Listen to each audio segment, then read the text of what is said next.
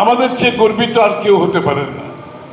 উনি আমাদের নেতা, আমাদের দলকে প্রতিষ্ঠিত করেছে, উনি বাংলাদেশকে আধুনিক বাংলাদেশে পরিণত করেছে।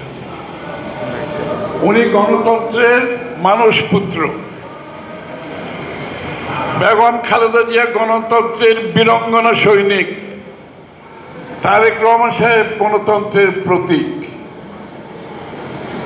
সুতরাং বিএনপি এবং গণতন্ত্র একে অপরের পরিপূরক, একটা ছাড়া একটা চলতে পারে না। গণতন্ত্র বিএনপিকে ছাড়া চলতে পারে না, বিএনপি গণতন্ত্রকে ছাড়া চলতে পারে না। এই যে পরিপূরকের ভূমিকা, এই গণতন্ত্রের জন্য যে ত্যাগ, জিয়াউর রহমান সাহেব জীবন দিয়েছেন, বেগম খালেদা জিয়া বৎসরের পর বৎসর জেল খেটেছেন, তারেক রহমান দেশের বাইরে থেকে বাংলাদেশের মানুষকে ঐক্যবদ্ধ করেছেন, স্বৈরাচারকে বিতাড়িত করেছেন। সুতরাং গণতন্ত্র আর বিএনপিকে আলাদা করা যাবে না। এই সংগ্রাম এখনো চলছে, এই সংগ্রাম এখনো শেষ হয় নাই।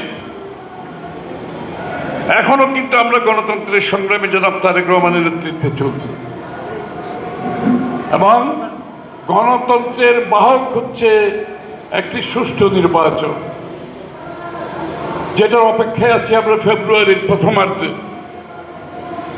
এবং এখনো গণতন্ত্রের পথ রুদ্ধ করার জন্য, নির্বাচনের পথ রুদ্ধ করার জন্য, নির্বাচনকে বিলম্বিত করার জন্য এখনো গণতন্ত্র বিরোধীরা সক্রিয় আছে। এটা ভুললে চলবে না। আমাদের গণতন্ত্রের সংগ্রাম এখনো শেষ হয় নাই।